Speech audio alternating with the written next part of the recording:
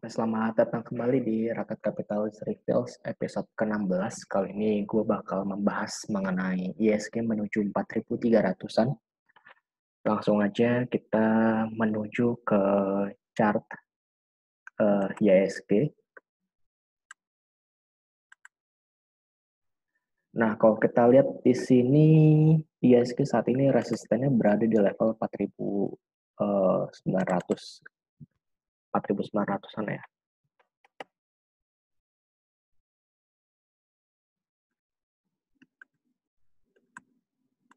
Ya 4.968 something lah.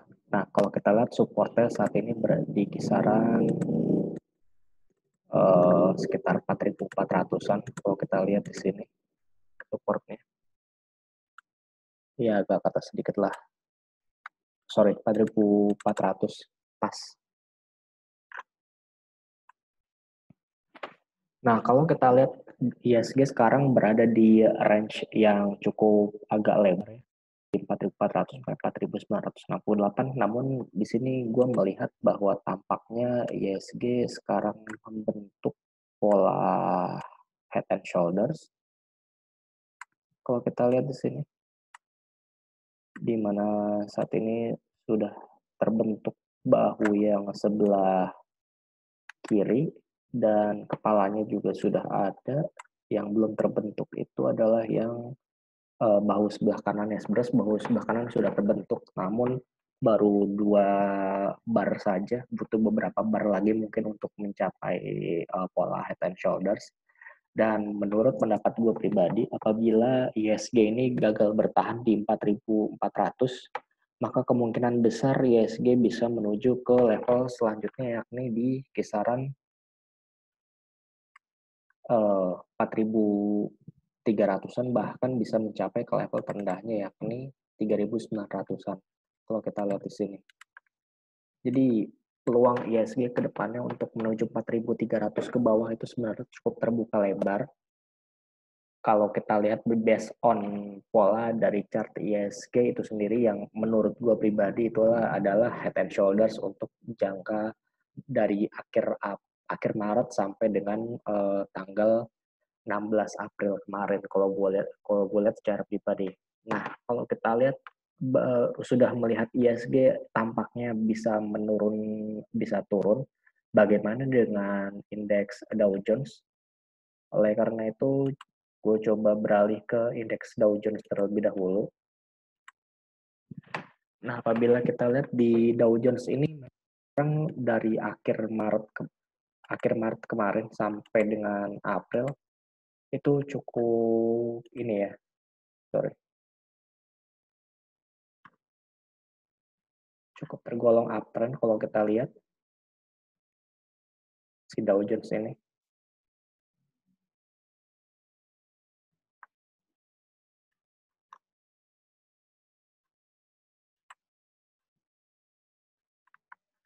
Tergolong uptrend kalau untuk Dow Jones.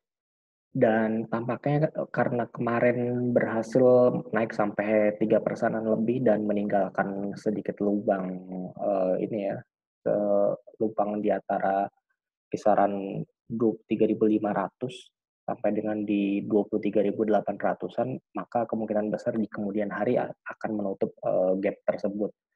Dan kalau untuk Dow Jones bagaimana perkembangannya? Kalau untuk Dow Jones ini berada di persimpangan jalan, tampaknya peluang untuk turunnya lebih besar dibandingkan untuk peluang untuk naiknya kalau gue lihat secara pribadi ya.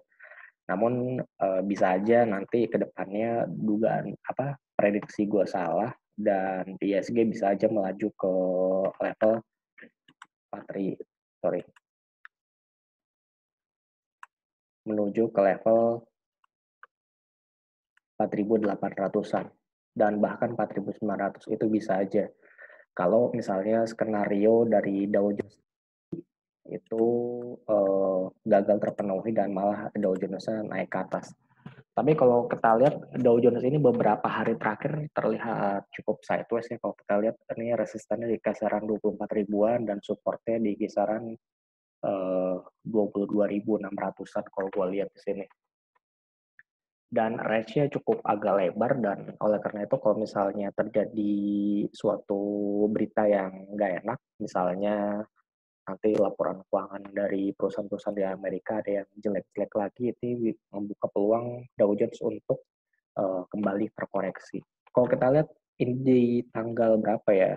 Ini di tanggal 12 Maret kan si Dow Jones meninggalkan gap yang cukup lebar ya. Dan ini udah ditutup, udah berhasil ditutup, tinggal gap yang di tanggal, bentar, ini di tanggal 9 Maret yang belum tertutup. Berarti ada kemungkinan besar juga Dow Jones akan ke 25.600, tapi menurut gue pribadi peluangnya lebih besar ke bawah dibandingkan ke level sini dulu. Kalau gue bilang sih ini kemungkinan besar akan turun terlebih dahulu kalau untuk indeks Dow Jones-nya. Dan emangnya indeks Dow Jones bakal berpengaruh sama ISG? Ya, nggak tentu juga. Beberapa hari yang lalu indeks Dow Jones pernah sempat naik cukup signifikan, malah indeks ISG-nya geraknya biasa-biasa aja. Contoh beberapa hari yang lalu ISG sempat turun lumayan signifikan.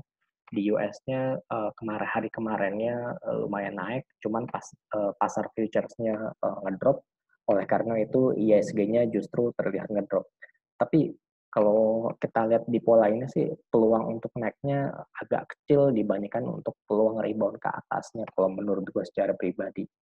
Jadi prediksi gue untuk minggu depan, tanggal 20 sampai 24 Maret 2020, menurut prediksi gue pribadi, ISG akan melewati level 4.400 dan menuju ke level 4.300 sampai dengan 4.200 untuk prediksi gue itu untuk sementara.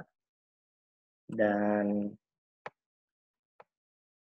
nampaknya ini aja dari prediksi gue minggu ini. Dan untuk perkembangan portofolio pribadi gue bagaimana? Untuk portofolio pribadi gue saat ini, portofolio pribadi gue masih minus 25,2%, sedangkan di ISG minus 24,4%.